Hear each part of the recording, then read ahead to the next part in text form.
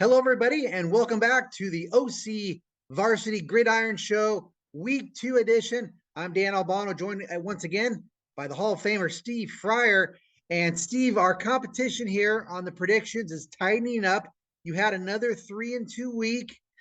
I went on I struggled, went 2-3. I did not get right on the Griffins. That was the one that decided us. Low Sal on the ESPN2 National Spotlight had some struggle with tackling against a very good American Heritage team from Florida. But that's water under the bridge, even though the Griffins are back in action this week, and they will be one of the games we're talking about. But it was such a great week. Fryer last week was these, California versus Nevada, California versus Texas, California versus Florida. Got another big national type game we're going to lead off the show with right at the beginning here this week. You're going to be covering this game for the Register. Mater Dei taking on Centennial Corona. That's the Monarchs number 2 in the country versus number 7 in the country, the Huskies. What do you think of this game, Mr. Fryer? Well, I like Mater Dei to win this game. They look really good over the past couple of games. I talked a little bit, shared some communication with Coach Bruce Rawlinson of Mater Dei over the weekend. Says a gritty win. They had to play with grit. Mater Dei can be pretty flashy, right? Because they got all those offensive guys, Elijah Brown, et cetera. But, when they had to turn on the grit and had to battle and had to, bare the teeth, they did at Bishop Gorman. Not an easy place to go play. And so, I like Mater Dei in this game. Big credit to Centennial for taking on these challenges. That's going to make them better down the road, of course. And same with Mater Dei, going to make them better. They rotate quarterbacks at Centennial. They do pretty good. With that, They have one guy who runs sort of an option situation, another guy who's more your pro style. That's a tough thing for defenses to figure out. You got a different look, every series. But I still think Mater Dei will figure it out. They've been practicing late. I kind of know that from driving by the other day, and they're working on it. So I think the Monarchs go. Well, they just got back from Vegas. I think this is going to be a tough turnaround for the Monarchs to come back and be on the road again against an nationally ranked opponent. Who have you seen how the Huskies have outscored their two opponents 127-7? Yeah, 85 zip over Santiago Corona. The Sharks got eaten alive by the Huskies on that one. But they Mater Dei's a different animal though, fellas. And these teams, interesting, just scrimmaged. They not only do they play each other, they just scrimmaged a few weeks ago, and apparently Mater Dei looked pretty good. I'm also picking the Monarchs. This is what they're built for, right? They're the Trinity League Division I, and they go back to back. So I think they play La Mirada next, Mater Dei. So I think they're going to get a little break, but they can do this back to back. I think it's going to be closer maybe than that scrimmage. So another game I like in SoCal. How about Long Beach Poly and Mission Viejo, renewing that rivalry, that these public schools that played each other. It's a really nice rivalry. You got the Jackrabbits 2-0 going down to Mission Viejo, which is 2-0. I like these teams hooking up. Who do you got in this one, Fryer? I saw Mission Viejo last week beat Servite, scored 42 points on a young, still learning, work in progress Servite football team. That's going to get better. Mission Viejo really polished, looks really good, man. I'm a big fan of Mikey Matthews, Jackson Holman. They got another kid who came in and scored a touchdown, Edward Schultz. Pretty good football player, third receiver, kind of a slot guy, looks pretty good. Caden Stamanza. I saw him last year. I thought, he's good. He's good. He has really gotten better, boy. He puts the ball where he wants it. Trent Dilfer and guys call it throwing dimes. He is putting in dimes in that slot. He looked really good. Defense is very active, very fast. Those cats don't miss tackles. Yes. And I know Poly's really good. Poly's Poly. They're going to have great athletes all over the place. Maybe they're not as big up front as we've seen in the past, which should help Mission Viejo, but I got the Diablos. Yeah, pretty good quarterback matchup this week. I like it. You mentioned Caden Samanza, Ball State commit.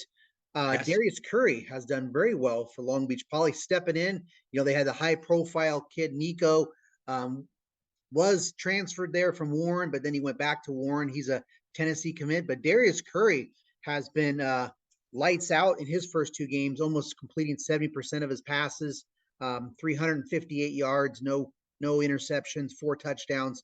But I like the Diablos. I think I like their, especially with their defense. Jonathan Becerra, did you notice him against Servite? Number 92. He's up to 4 sacks already, and the Diablos are really racking up some sacks.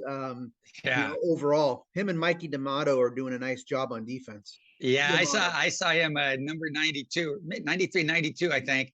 Yeah, Becerra is an animal. He's something.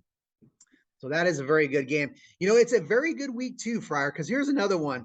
How about, and you were at this game last year. How about Orange Lutheran? 2-0, taking on Edison, which is also 2-0. But Orange Lutheran has played better competition so far with Sarah. You saw Sarah. Lancers rallied to beat Sarah, and they beat Upland. Well, Edison hasn't played that kind of competition. Last year, I know Edison thought they could have won this game. They lost it a tight one, but now they're playing again. I think Edison's flying under the radar. This is a tough game for me to pick because I think Orange Lutheran's pretty good. Who do you got in this one? Another salute to a public school team taking on the challenge. That's Edison playing Olu. Is that Huntington Beach? That's home grounds for the Chargers of Edison. I saw Orange Lutheran come back with style to beat Sarah a couple weeks ago. So I'm going with Orange Lutheran in this game. I like Edison. Edison likes these games. I tell you, those guys, they're gonna go all 48 minutes. They're gonna play with a lot of pride and program in high school. Totally dig Edison football. And if there's any public school team that totally gets up for Trinity, every team does, but those Edison guys really do. But I like Orange Lutheran. I was very impressed by that comeback from a 20-3 deficit to beat a very athletic Sarah group. So I'm going with the Lancers of Olu. This is a really good game, really hard game for me to pick because I think Edison's got some good linemen this year. Parker Awad is dialed in, really hooking up well with Ashton Hurley, among others. And I kind of feel like Edison is, they're kind of got this game circled. I think this is, they're kind of gearing up for this game.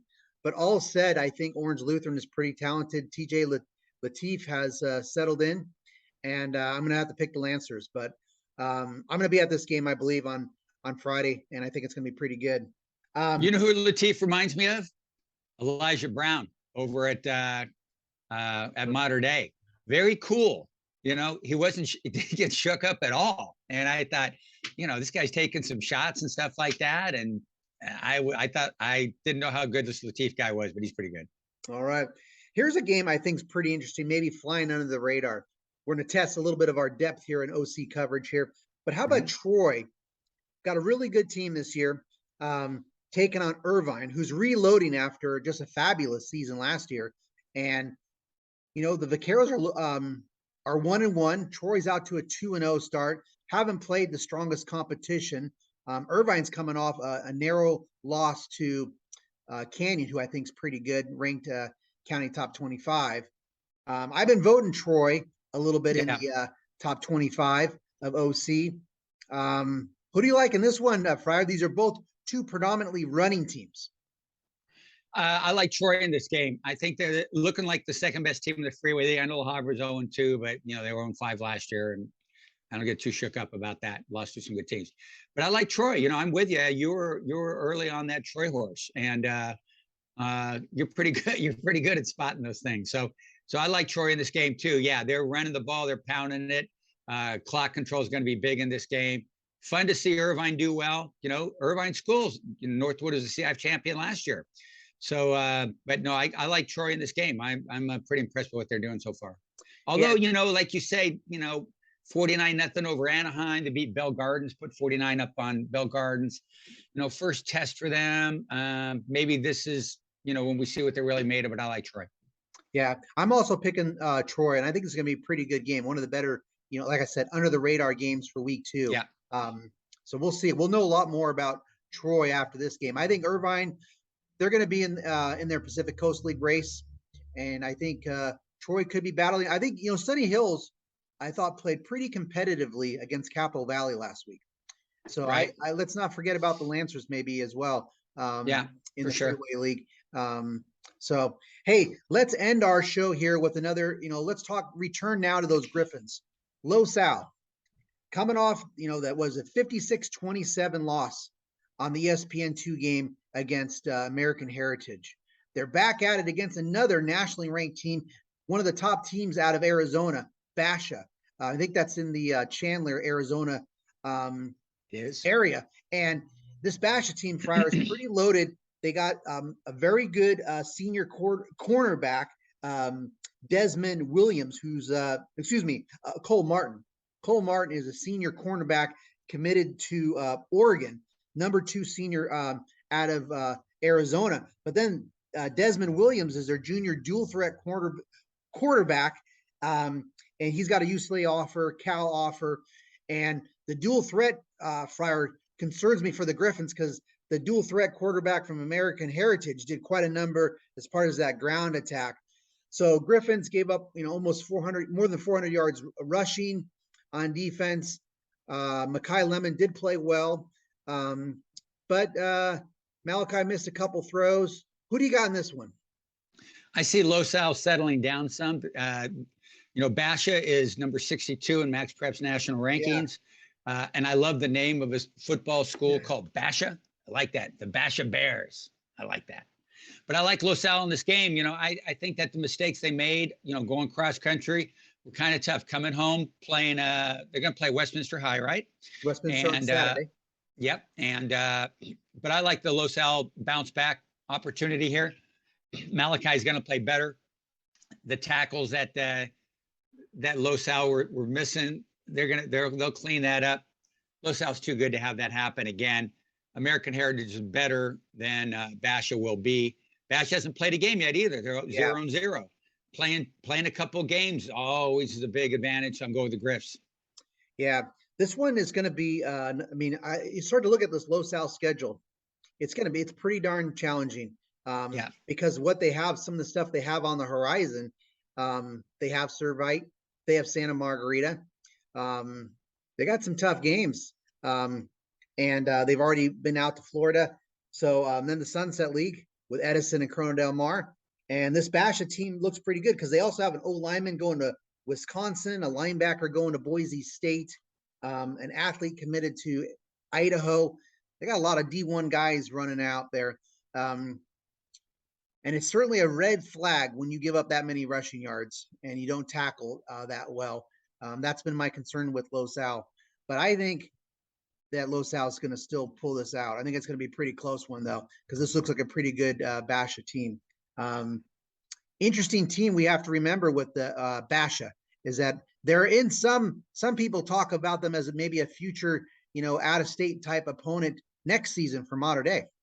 So they're on some Orange County radars, Basha from Arizona. But this week it's about Los Al, and then of course that big game on Friday night in Centennial Corona. Yeah, I'm looking forward to seeing that Mater Dei-Centennial thing. Matt Logan's such a great coach. And how special the Monarchs? I'm going to find out firsthand on Friday. I'm looking forward to getting out to beautiful Corona, having a good time at Centennial. Yeah, let's see what kind of welcome the Monarchs get out there. I covered the Division I semis last year, and the Husky faithful, they didn't exactly greet Mater Dei's taking the field too warmly, and I think that fired up Mater Dei. So that should be a good game, and we'll see how Centennial and the Monarchs hook up. So we agreed on all 5 games, Fyer. All 5 agree. So we'll see how it goes. When we agree like this, our competition numbers are going to stay the same as far as me having a 1-game lead on you. We're both gonna stink at it this week. Let me ask you a question. It's been out there on Twitter a little bit. Division I football, 4-team or 8-team bracket. What do you want? I think it's a little bit too early to see. It does, the 4-team bracket. It does, obviously it's going to cut down quite a bit, cost teams a couple of games. They already play 1 fewer, right, in Division I with an 8. That would be 2 weeks of buys. You think Yeah, Rallo's going to like 2 weeks of buys? No, no, Fryer man, no. but so, but I know we're, it's, that Division One. I mean, obviously it's, hey, they did get broken up last year. I think people can forget that it wasn't Mater Dei Bosco in the final once again Yeah. last year. I mean, the Friars did disrupt it of Servite. So Yep. the streak was broken, but I know there's a lot of thought about how, hey, it's just Mater Dei Bosco. Let's just maybe get cut to the chase more. But what do you think about that? I think, I can see the thing for 4, but having 2 weeks of buys, Coach Negro at Bosco is not going to like it. Rollinson at MD is not going to like it. 8 teams, and you're going to have like Los Al, which could win Division 2, is going to go to Bosco or Mater Dei, or Bishop Amat's going to go to Bosco or Mater Dei and get beat 56-0. That's too much of a disparity. Chad Johnson and Viejo brought up a great point. If you look at like Division 2, 1 through 16, you look at the Cal Preps numbers, it's like the difference is like 18 points or something from the number 1 seed at 16. You go into the top 8 in Division 1, it's like 50 points from Bosco or Mater Dei, wherever seed 1 to the number 8 team, Amat, Los Al, whatever it may be, Olu. That's a tough disparity. It's not the Southern section's fault, I'm glad I don't have to make that decision, but and we're talking about this pretty early, but I like it. I like 18 bracket, but I don't like seeing a team get beat by 56 points when they could have been in the other division and maybe won the thing. Yeah, I like to see. Where's Santa Margarita at? We're gonna find out where Centennial is. How good is Mission Viejo? And anybody else who steps up. But obviously, Mater Dei had to fight. They're a young team. They had to fight in the desert against a really good Bishop Gorman team. Bosco's, obviously impressed last week against Allen, Texas. But Allen, how good is Allen, Texas? How good of a pass attack did they have? We'll see how. I expect the Braves to also roll this week against Bishop at Bishop Amat. So, to get an 18 bracket, it'd be nice to have 4 to 5 good teams at least. And we'll see how it goes. But I think everyone's still chasing for sure Mater Dei and Bosco. But we'll see how this works out. So, well, hey, Fryer, good job on your picks, and enjoy that game maybe out not. there. Maybe not a good job on my picks. Well, good job explaining them and giving us some insight. So great to talk football with you once again. Always good, my partner. God bless you. Take care. All right. And thanks, everybody, for watching the OC Varsity Gridiron Show. We'll see you at the games.